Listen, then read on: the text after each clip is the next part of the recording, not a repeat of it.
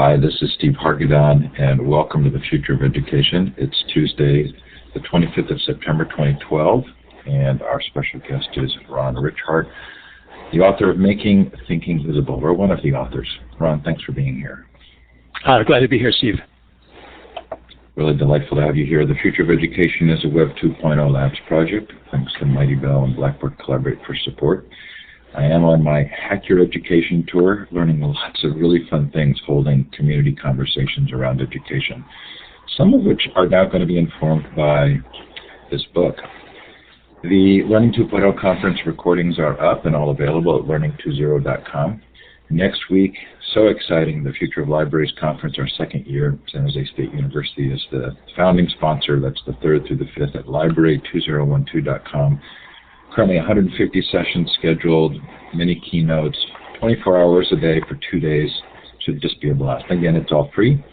And then in November, the Global Education Conference. If you haven't been a part of this before, you really want to find out about this. We're still accepting presentations. It's 5 days, 24 hours a day, worldwide, and just a blast. So that's at globaleducationconference.com or globaledcon.com.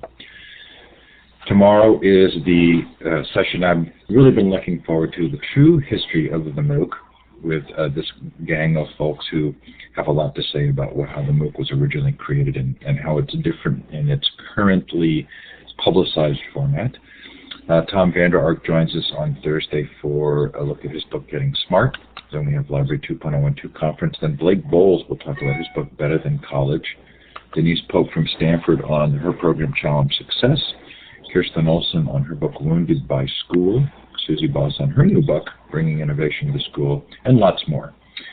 At futureofeducation.com, you can see the schedule. And there's actually a Google Calendar there you can link to if you like having that in your own calendar. Last night we had 2 fascinating sessions. Nick Hill-Goyal talked about his book, One Size Does Not Fit All. This is a 17-year-old, maybe now 18-year-old student who wrote an incredibly impressive book.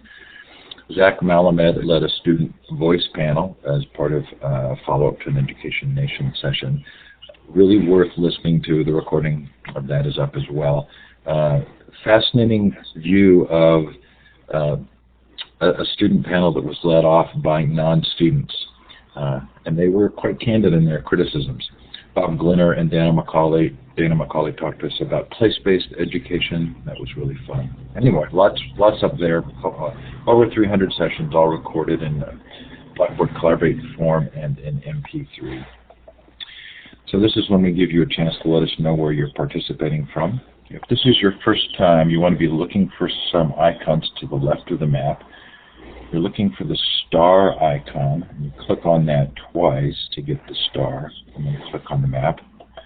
I'm currently in what is still beautiful and sunny Seattle.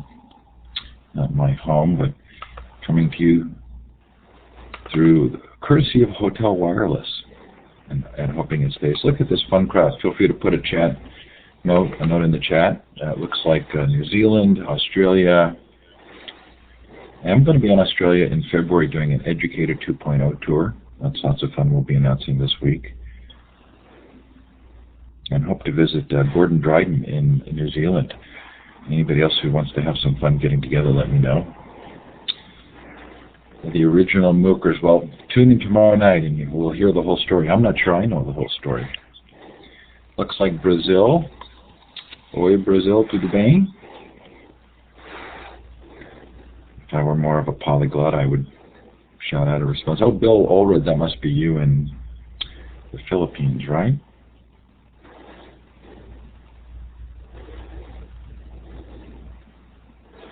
Anyway, wherever you're participating from, we're sure glad to have you.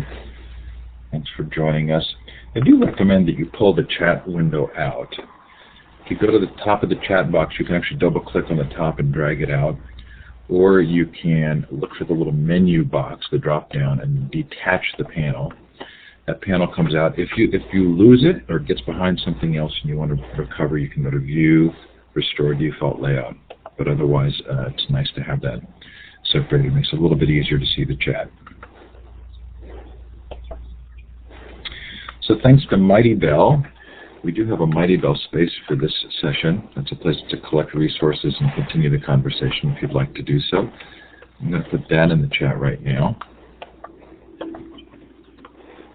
If you haven't played with Mighty Bell, it is Gina Bianchini's newest project. She was behind Ming, and I am consulting for them on this as an education specialist. They're providing this for free to educators, so hopefully you'll find it of use and value. I actually really love it.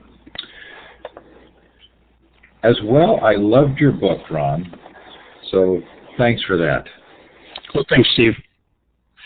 I wanted to tell you a quick story. When I was in college, my dad came to visit, and we were in Boston. I think we actually went to Harvard to watch a rowing regatta. And I remember standing on a bridge, and he said to me, "Steve, you think about thinking." He said, "When I was your age, I never thought about thinking." But I'm not sure that was a fair statement for him. I mean, he went to a liberal arts college, and I'm sure he thought about thinking. This is not a new tradition, right? Well, lots of people have been thinking about thinking over the years. I think in terms of making it more explicit for students, making it more explicit for teachers, it is kind of a new thing. I think there's a lot more kind of emphasis on the role of, people being metacognitive, people being metastrategic, and so that has increased. I feel like there is a tie, though, to the liberal arts tradition, which allowed us to kind of gain perspective on our thinking and to overcome, potential biases and provincialism. Do you make that connection, or is that a stretch? I wouldn't say that I necessarily make that connection with just kind of liberal arts. I think, kind of going back to people like Dewey, who really talked about the importance of reflection, the importance of developing habits of mind, kind of goes back, I think, to that. I'm glad to be pushed back on. I loved the David Perkins story in the foreword, this idea that he heard what was half a conversation of somebody on a cell phone. And that this is often true even when we're speaking to others, that we're only hearing half the conversation because the other half is in our head or someone else's head. Can we kind of use that as a jumping off point to sort of the central importance of thinking to learning? Sure. Yeah. The idea that, I think one of the core ideas that, has really, shifted over the years is that the teachers have moved away from thinking that teaching is merely a matter of kind of dispensing information, dispensing knowledge. And instead, it's really a two-way street in that in order to assist and facilitate someone's learning, you have to have a better understanding of where they are at mentally, how you can support that, how you can ask the right question that's going to move that forward to that. So when it's only that kind of one-way street, that one-sided conversation, we make a lot of false assumptions. We can assume that everyone is with us when they aren't. We can assume that understanding is happening when it isn't. We can assume that a lot of learning is going on, and it may not be. So by making students' thinking more visible, it's helping to kind of demystify that process for us. Yeah, and maybe this isn't the right place to start with the whole conversation. But the other piece that seems to be sort of evident in the body of your work is that we may not even be realizing that there's only half a conversation, and that's important both for students and for educators.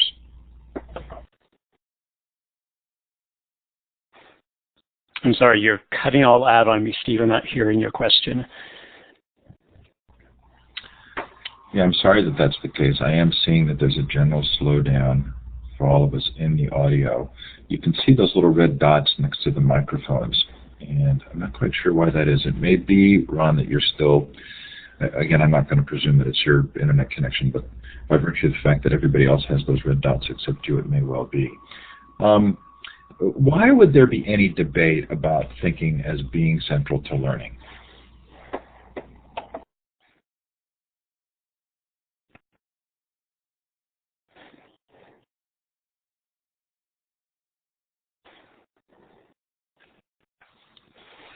Well, I don't think that there really is any debate about that. I think that where the debate comes in and where issues begin to arise is that teachers at all levels feel a lot of pressure in terms of covering content, and we can kind of lull ourselves into this, again, illusion that learning is happening as long as we're talking, as long as we're covering the content. And so the issues become, well, how much of a role do I play in facilitating that thinking and engaging kids with the content in a different way? It looks like it's coming in and out, but I think we can keep moving forward, and I can hear you pretty clearly.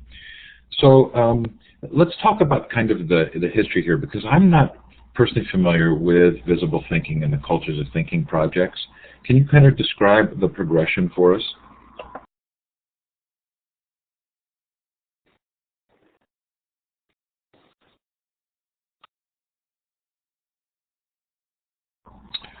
Rana, I don't see your microphone on.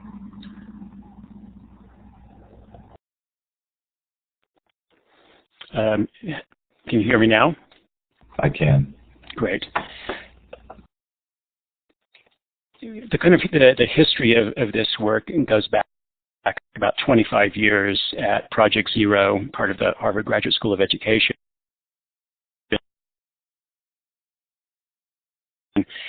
We've long had kind of a research program looking at the development of dispositions, thinking dispositions, things like curiosity, open-mindedness, healthy skepticism, being strategic, those kinds of things.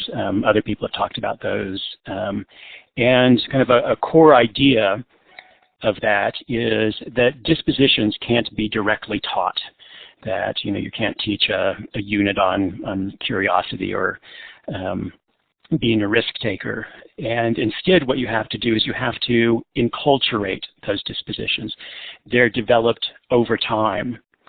And that's where the idea of kind of developing a culture of thinking comes from. And so what we've done over the past 7 years in the Culture of Thinking project is work with a number of schools around the world, schools and school districts, really thinking about, well, how is it that we can create a culture in which the development of dispositions can really flourish and take hold. So was visible thinking after the Cultures of Thinking project?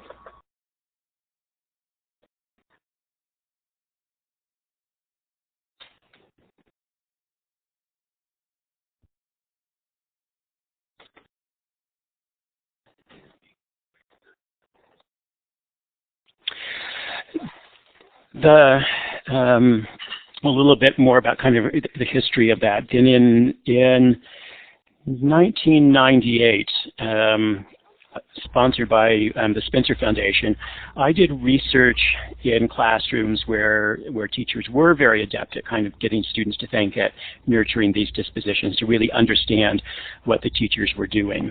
And as a result of that, came up with this framework for looking at how do we understand group and organizational culture from that.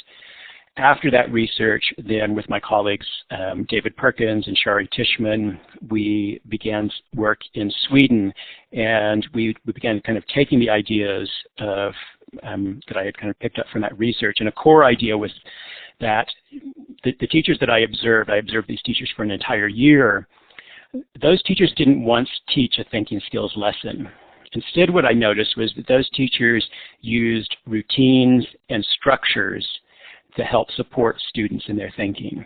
And so we took that idea of routines, and from that developed a lot of what we call thinking routines then, because all teachers have routines. There are routines for management, there are routines for housekeeping chores, there are always routines for learning. But the idea that you would have routines to facilitate and help to structure the thinking was kind of a new idea.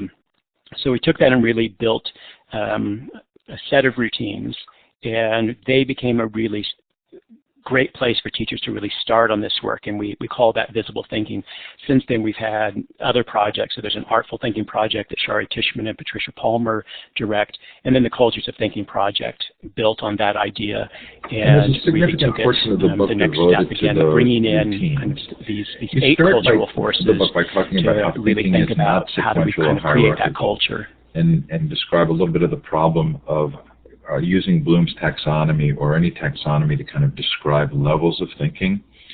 And then you move into this idea that understanding is a result of the other activities.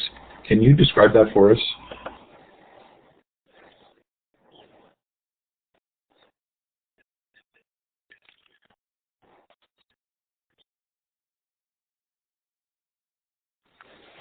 Yeah, when I lead workshops and work with teachers, and I ask them, about thinking and what kinds of thinking are going on in your classroom, sometimes they're a little bit puzzled. The next question is often, well, do you mean Bloom's taxonomy? And that's one of the things which most teachers are taught in teacher training. They're taught about Bloom's taxonomy, and they're also taught that that's a hierarchy. And the problem with this whole idea that thinking is hierarchical, that there are thinking moves, is it ignores the fact that we always think with content. And so, to describe and notice something very complex as a result of an experiment that one's done in chemistry isn't a low-level task just because you're observing. And to evaluate whether your paper airplane flies isn't necessarily a higher order kind of mode of thinking. So you can't really divorce that from the content. And different thinking moves get used in different contexts. Probably the biggest kind of objection that I raised to Bloom's taxonomy was this idea that understanding was a kind of thinking. Understanding is really a goal of thinking. Understanding is an outcome of thinking. It's not a kind of thinking. So there are kinds of thinking that help to facilitate understanding, but understanding itself isn't a kind of thinking. And so in the book, we kind of lay out, well, what are some key thinking moves around understanding? And that framework, we often refer to that kind of as the understanding map. Includes kind of 8 different types of thinking. And those thinking moves are useful to teachers as they begin to kind of plan units, trying to teach for understanding as they begin to assess students. So I want to get to and they also really kind of describe the toolkit, which are the thinking routines. All of those thinking routines are linked to as a type of those thinking, 8 thinking moves. Thinking, because it feels like that's in parallel here with the teachers coming to their own understanding of this material end of thinking. Does that seem appropriate?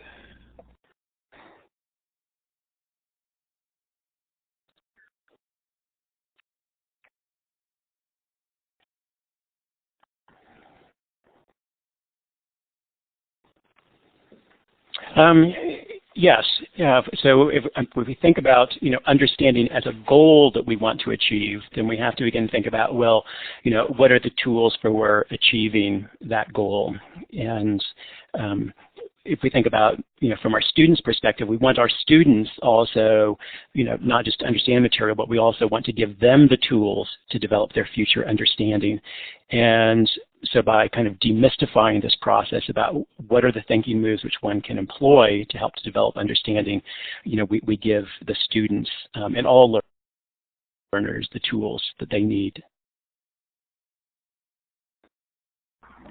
Ron, we've been doing okay, but you pause there for just a minute, or there's a lag. You can see all those yellow dots again. We're catching up to hearing you. Before we get to the thinking moves, you talk about the purposes of thinking and why is it that we want students to think. Sort of starting with this idea that schools have been focused on content delivery and training as part of the industrial model. And then you do this, I love the exercise of comparing the activities that are being done in class regularly with the discipline's actual actions or the educator's own actions that they remember from when they were actively engaged in understanding something within their discipline. How do you find that teachers respond to this at different levels? And is there any way to sort of categorize how most respond? Well, that exercise is very interesting, and it can be illuminating. And part of the reason for that exercise is to try to think about, are we really giving our students authentic learning?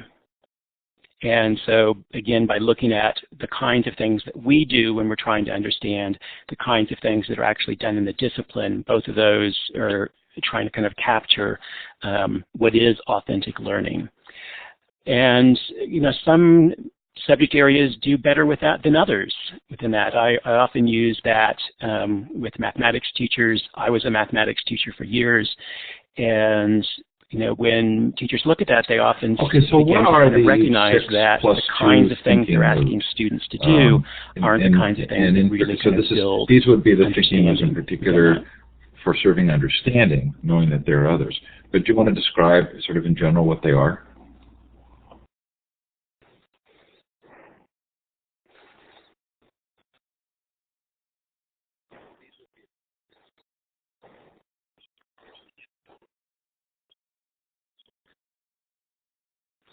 Sure. So in developing this, my colleagues, David Perkins and Shari Tishman and myself, kind of set ourselves the goal of trying to identify not all of the kinds of thinking that we could, but really a small list of key thinking moves that seemed necessary for understanding. So the test is really, if you pulled one of these out, could you really say that you understood? So, for example, being able to describe what's there, being able to describe the parts and the pieces and the various aspects of what it is you're trying to understand. So that seems a very necessary component. Being able to make connections. So the connections between what you're trying to understand and things you already know, connections to things outside of the subject area and discipline also seems quite necessary. Being able to look at things from different viewpoints or different perspectives within that. So that's kind of broadening the scope and really kind of working your way around whatever it is you're trying to understand. So a necessary component there. Part of that understanding process is building explanations, interpretations, theories, hypotheses, those kinds of things as well. So that idea of building explanations, trying to understand what's going on, what's really happening, and being able to back that up with evidence, so reasoning with evidence within that. And then finally, the sixth one in our original list was the idea of being able to kind of, capture the heart, distill the essence, kind of form some conclusions around that. Being able to say, well, what is this really all about? And so those six became our original ones, and then we added two more. The idea of wondering, recognizing that being curious and asking questions is often a driver of understanding, but it's also more than that. If it had just been that, we probably would have left it out, but adding it in was recognizing that the process of developing understanding is an ongoing process of asking yourself new questions. People rarely would say that they understand everything about anything, and there's still new questions, new things that they're wondering about. So recognizing that's an ongoing process. And then the eighth one that we added was the idea of uncovering complexity, making sure that one has kind of gone below the surface, kind of looking about where are there issues, where are there kind of tensions, where is there this complex richness in what it is we're trying to understand. Ron, I really so apologize. those are the eight thinking moves that then we looked at how do we design some thinking routines to help to facilitate students, help to kind of structure the learning around. I'm wondering if I might call you back by telephone and bring you in by telephone, which I think will make this better. Would that be something we could do?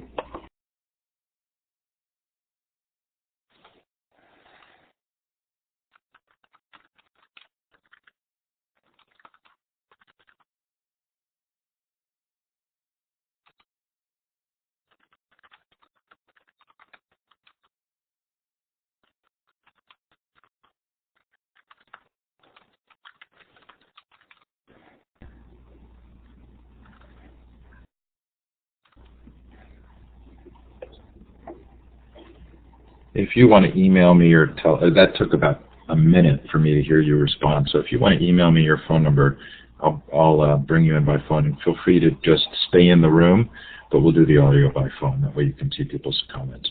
And again, I apologize. Sure.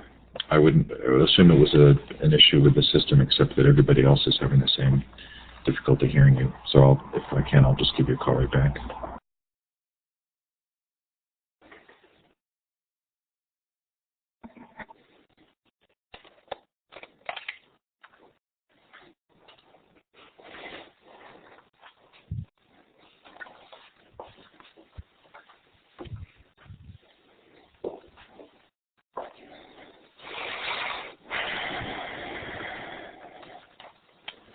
The rest of you are welcome to chat a little. This will take about 60 seconds, so it won't be long, but I think it will make things better. And I'm sure that Ron is frustrated, and I'm sure you are as well, hearing the conversation like it has. This is a terrific book. I can't wait to talk about it without the delay.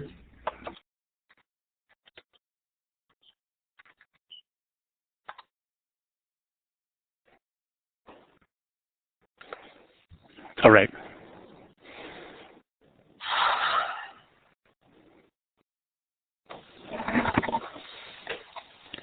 Ron, go ahead and turn your microphone off if you would.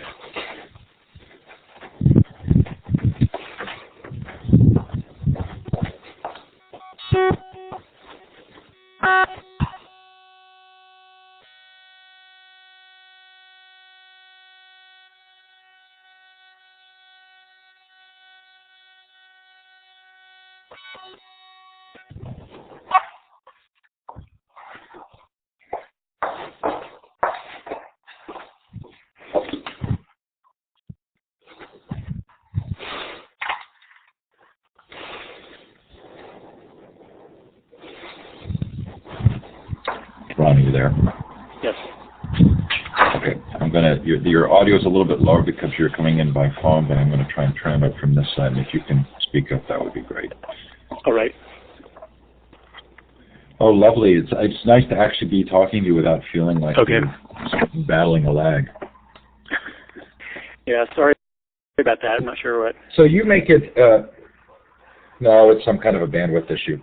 So, but those 6+2 thinking moves are specific to understanding. And you also introduced the idea that there can be other goals of thinking, like problem solving or making decisions or forming judgment, that would have different thinking moves, right? That's correct, yes. Yeah. So these, we felt, kind of played a really central role in much of what teachers do, but of course, problem solving is also, something there. So thinking moves like being able to generate options and being able to, develop a plan, those kinds of thinking moves are also important. Okay. So we've talked about sort of how the teachers have responded. You do even use the word in the book that sometimes teachers are stumped when you ask them what kinds of thinking do they value and do they want to promote. And you use that as kind of a springboard to the importance of being clear about what kinds of thinking we want our students to do, and then to be able to plan and create opportunities. Is this happening in the teacher colleges at all? I mean, is it fair to kind of go back and say, are they experiencing this themselves in their own preparation? Well, it is happening in some places. In addition to my position at Harvard, I'm also a fellow at the University of Melbourne in Australia. And in the teacher education program there, the students are learning about this and learning kind of to use thinking routines and learning to kind of highlight thinking and to plan lessons around that. I think once again, we're very used to kind of looking at content, and then we think about, well, how is it that I deliver this content? Sometimes we think about issues of engagement, which of course are important. How do I engage kids with this content? But we very rarely look at, well, what kinds of thinking do I need students to do in this lesson? And if we can't identify the kinds of thinking that we want students to do in the lesson, then we're kind of leaving it to chance. we're hoping that students will do the kind of thinking that will lead to understanding, and that's not our best teaching. So being able to kind of plan our lessons and being able to look at an individual lesson and say, well, what kinds of thinking do I need to have students be doing with this content that's going to help them in terms of building that understanding? Then we can be very proactive in terms of nurturing that kind of thinking. And thinking routines are just one way. It's not the only way of making the thinking visible and supporting the thinking within that. So some teachers are learning it. Of course, we've got a really diverse country, diverse world of lots of different kind of educational systems. So it's kind of hit and miss in different places. What's the importance of teachers modeling the understanding or the thinking routines themselves for in their own learning? Well, the modeling of thinking is really important in terms of helping to nurture and develop students' thinking dispositions within that. One of my favorite quotes from Vygotsky is, "Children grow into the intellectual life around them." And so thinking about that we as teachers are important models for students and being able to kind of model our thinking. So do students see our passion, our curiosity? Do they see us reflecting on our learning? Do they see us making connections? And so by being very explicit about that and making our own thinking visible in the classroom, then we're providing students with an important model that then they can also kind of use themselves within that. Okay, and so you're describing also not only opportunities for thinking for students, but also making the students' thinking visible, and that's sort of the core, right, of the practice. So how does visibility serve both the learning and the teaching? Well, some of the things that making the thinking visible to us does is it really helps us to understand where learners are at, how they are putting ideas together, how they are making sense of this information in front of them, how they're making sense of these ideas that they're being presented with. And so when we make their thinking visible, we get a window into that. Sometimes that helps us to uncover misconceptions or preconceptions or alternative conceptions that students might have, and then we're able to address that. It also provides us an insight into really some of the incredible thoughtfulness that the students that we have are bringing to these ideas, and that may open up a very kind of rich discussion that may take learning and advanced learning much further if we're able to kind of capitalize on that. So when we've made the thinking much more visible, we are able to really direct the instruction to really address the learner's needs much better.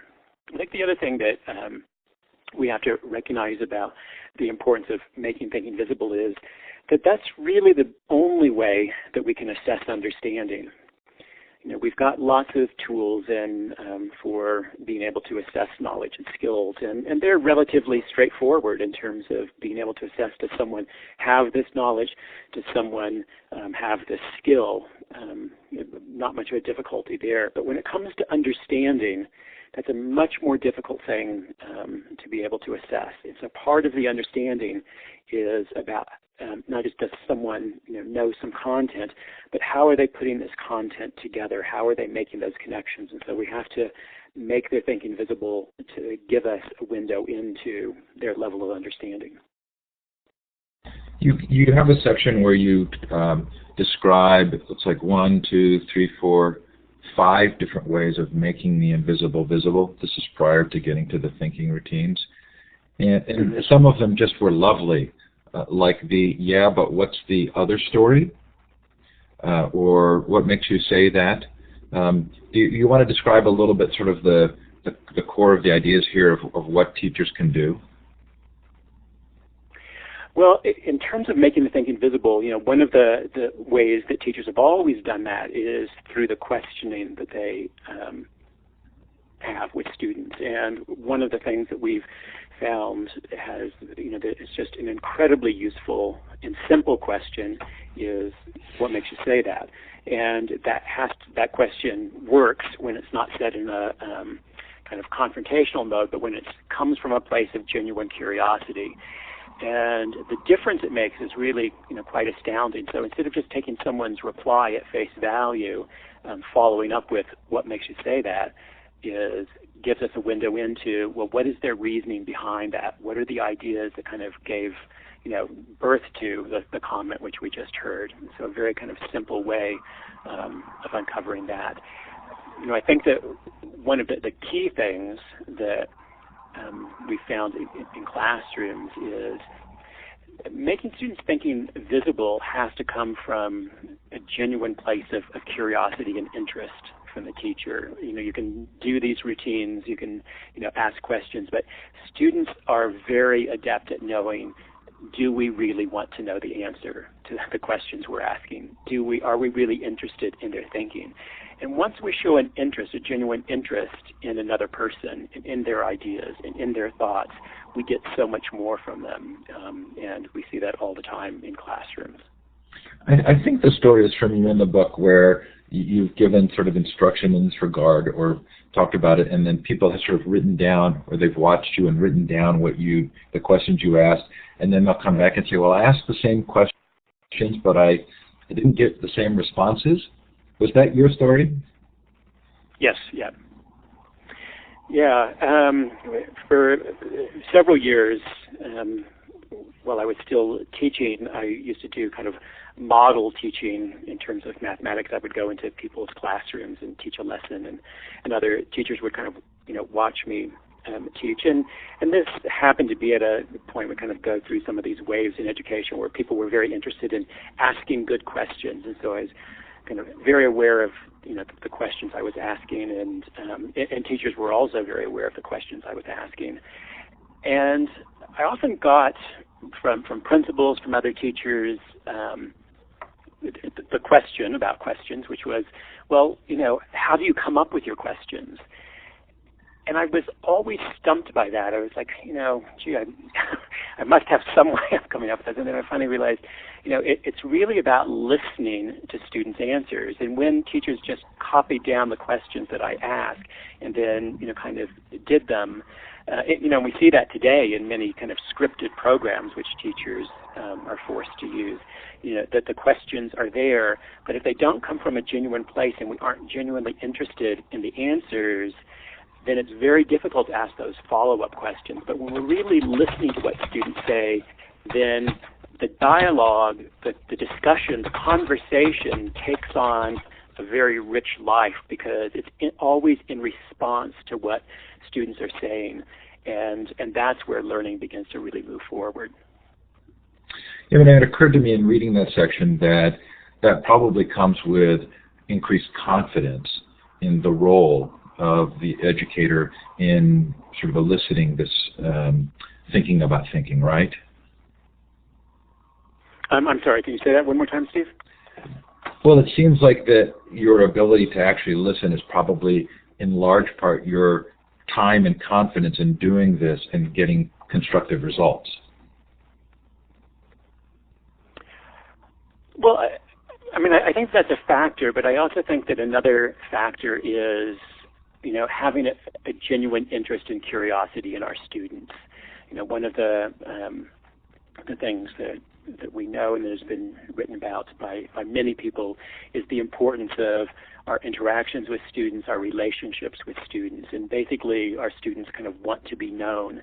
And so part of listening is one way that we validate students, one way that we show an interest in them, one way that we help to know them.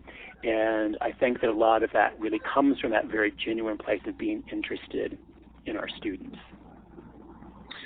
I love that. I also loved the use of the word generative there in that section of the book where you talk about helping to generate inquiry and discovery and kind of seeing that as the goal. Yeah, that's one of our very common words at Project Zero. We use that word a lot. It is a great word. The root there of generative, of course, is to generate and to think about that, in our classrooms we want to have, generative topics that we study, topics that really take us somewhere, that generate interest, that generate enthusiasm. We want to have generative conversations, conversations that move the ideas forward. And so thinking about, and we want to ask, generative questions as well, too, that are going to help, again, to kind of propel learning. So thinking about this forward momentum is really important. And also in this section, as a parent, I just sort of mark this as sort of a big life lesson.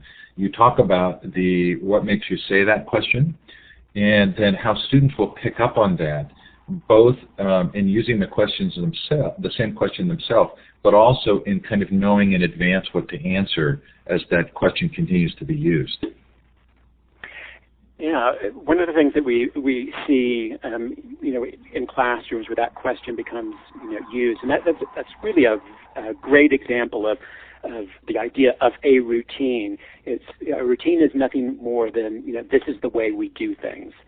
And so when a teacher is very used to kind of responding to students' comments with what makes you say that, then students very quickly pick up on, in this classroom, answers aren't enough. It's answers with evidence.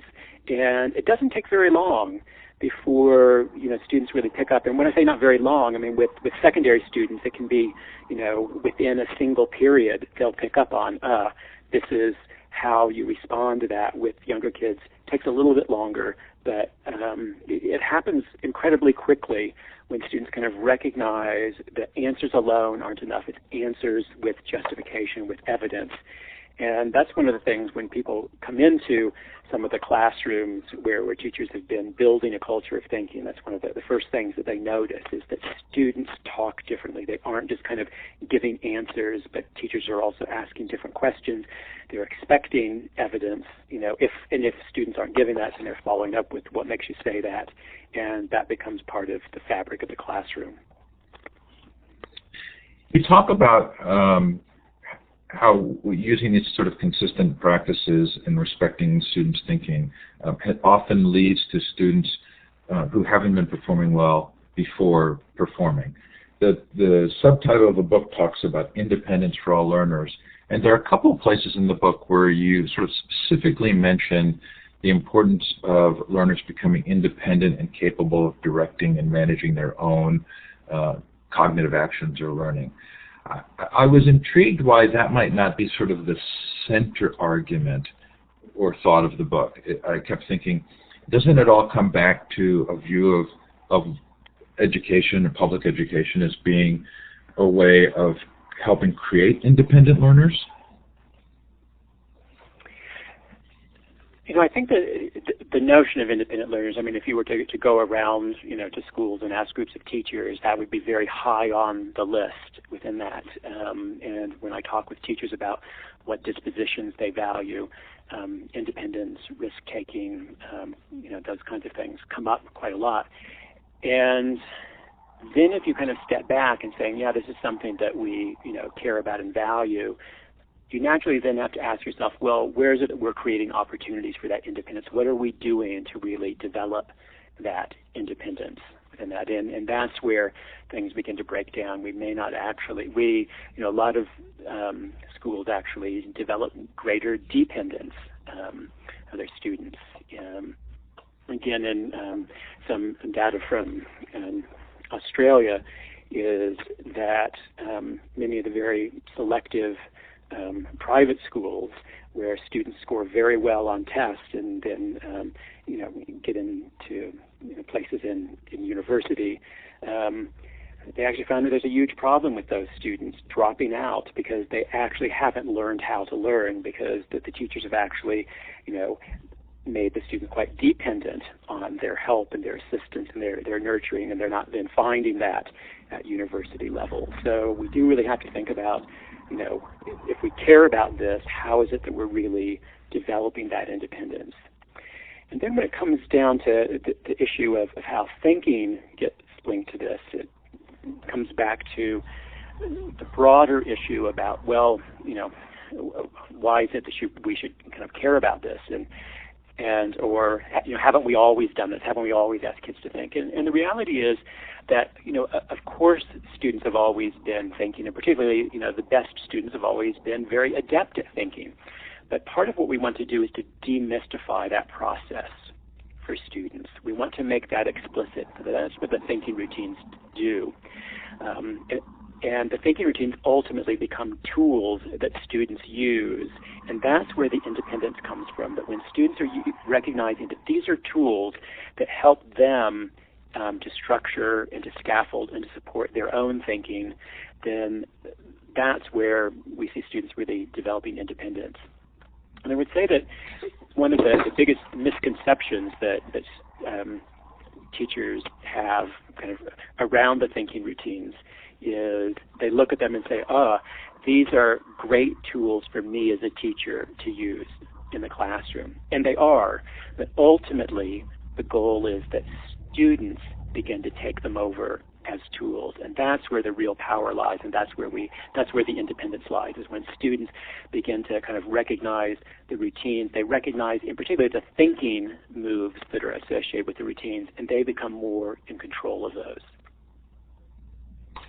So I love this book, Ron. I want to be this kind of a mentor, educator, parent. I want my kids to be in classes with teachers who are making thinking visible. We're in an election cycle. We've just watched events transpire in Chicago. You don't really address policy matters in the book, but do you have thoughts about education policy that come from your work here?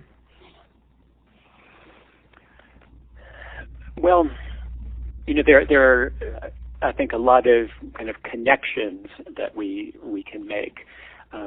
One of the kind of chief axioms that we use in the Culture of Thinking project is that for classrooms to be cultures of thinking, for students, schools have to be cultures of thinking for teachers. And lots of other people have written on the policy front about the importance of teacher professional development and teacher ongoing learning. And so I think that there's a real kind of connection there to think about, how is it that we are building that culture in the school so that kind of trickles down. And I think that I'm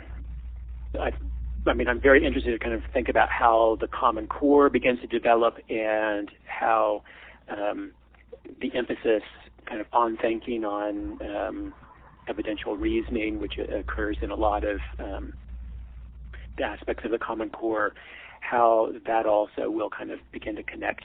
And I think that making thinking visible will help teachers begin to think about, well, how is it that they move from a system that we've had for about the past 10 years that has really been emphasizing just a lot of content, and how do we begin to support students in terms of developing richer modes of thinking and beginning to develop understanding. So those are some kind of connections that I see. And you're pretty clear in the book that this isn't exclusively about the classroom. I mean, museums get a fair amount of mention. You talk about the parent response, and I would imagine that the homeschooling community would find a lot of benefit from this.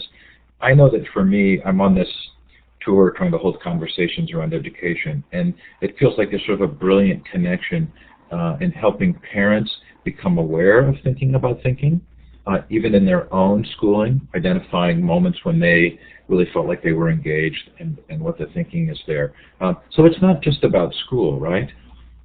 Oh, absolutely. And in the Cultures of Thinking project, we really, part of our definition about what makes something a culture of thinking is that we don't even use the word school or classroom, but we say cultures of thinking are places in which a group's collective as well as individual thinking is valued, visible, and actively promoted. And so anytime where a group of people come together where learning is a part of what that group is about, then there's the chance to really create a culture of thinking there. Recently, I've actually been getting a lot of interest from people in business around the book and around using the ideas in lots of the learning contexts which happen in businesses. So families can also be thought about as they are a microculture as well too. I think the thing with museums, which is quite interesting, is that most museum educators only see their students for 90 minutes. And so when you think about, how would you teach, how would you develop a culture in 90 minutes? been interesting is that they really think about, well, if they really think about the idea of culture and the idea of there are forces which shape that culture, and we can identify those forces, and we can then think about how to use those, then it gives them a different way of thinking about what they do in that 90 minutes and really beginning to kind of create that culture there. The story of the 90-minute visit to the Museum of Modern Art was one of my favorite in the book.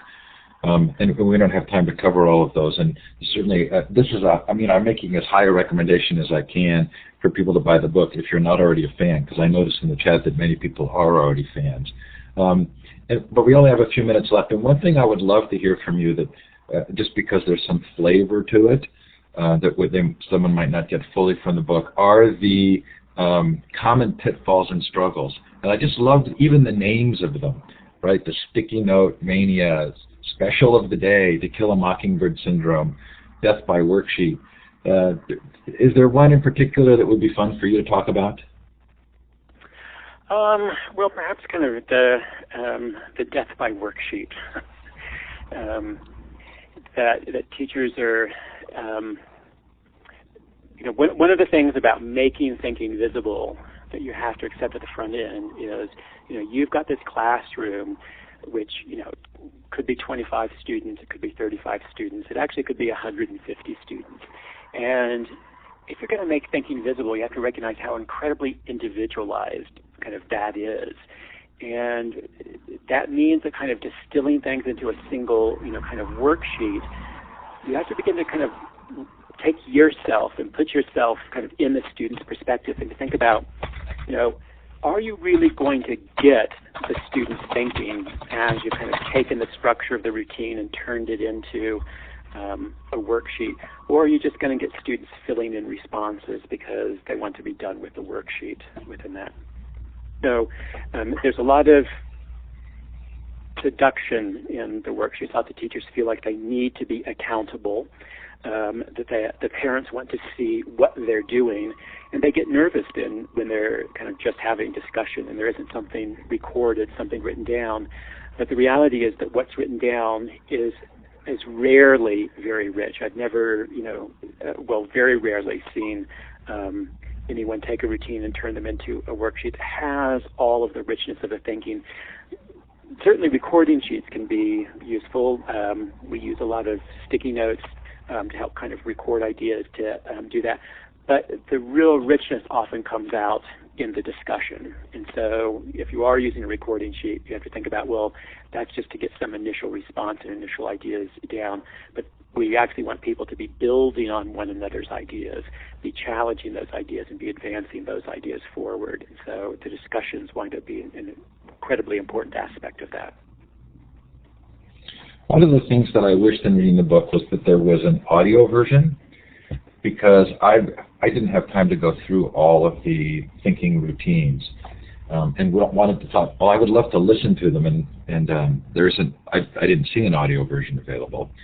But in the thinking routines, one of the questions that I asked, knowing that it might be there and I just missed it. David Ritchhart in the library world talks a lot about the big think, which is the processing afterwards on projects and assignments of kind of what took place in the thinking that was involved. Do you mention that, and or do you like it or not? Well, that kind of reflection can be useful, but we also, I think, have to be careful about how we structure that. Early on, when we were doing our work in Sweden, we conducted some surveys of students both in the U.S. as well as in Sweden about the kinds of thinking they were asked to do in school. The number one type of thinking students identified was reflection. And then we asked them about the utility of different kinds of thinking. And at the bottom of the list of being useful was reflection. And that's because a lot of reflection that happens in schools is merely kind of a reporting. It's going through what one just did. And one of the things that will make reflection more powerful is that we're more forward looking for that. I think it's Dylan Willem who, in talking about giving people feedback, is rather than feedback, we really need to feed forward. And so if we use reflection in a more forward-looking way, that's more powerful. We do have a routine in there that's aimed at a powerful kind of reflection, and in particular it's about uncovering assumptions that you didn't even know you had about the topic or the event, and that routine is called I Used to Think, Now I Think. And that routine is done at the end of an experience, whether it be a learning unit or whether it be a field trip or whatever, and being able to recognize how one's thinking has shifted and moved and what prior assumptions you might have kind of over time within that. That routine was also picked up recently by Richard Elmore at the Harvard Graduate School of Education, and he wrote or edited an entire book using that routine. The book is called I Used to Think, Now I Think, in which he invited 20 leading educators to reflect on how their ideas about schooling and school reform have changed over the course of their careers. Fascinating. Ron, I'm sorry that our timing has been so curtailed because of the early technical difficulties. There's one question I've been asking every guest for a couple of months now, and I'm curious as to your thinking on it. Businesses are increasingly telling us that they're looking for every student, everybody who comes out of school, to be innovative, creative, and to be an independent thinker. And this is sort of now our new assumption of the post-industrial expectation for serving every student in this way. At the same time, it feels like there may be some tension with a voting populace who are all independent thinkers. Do you feel like there's a tension there that we're going to experience, or is that a non-issue? I don't actually feel like that's, the issue that, I think the polarization that maybe you're kind of alluding to there isn't necessarily a result of kind of being independent. That polarization might actually be more characterized as groupthink rather than individual thinking. That we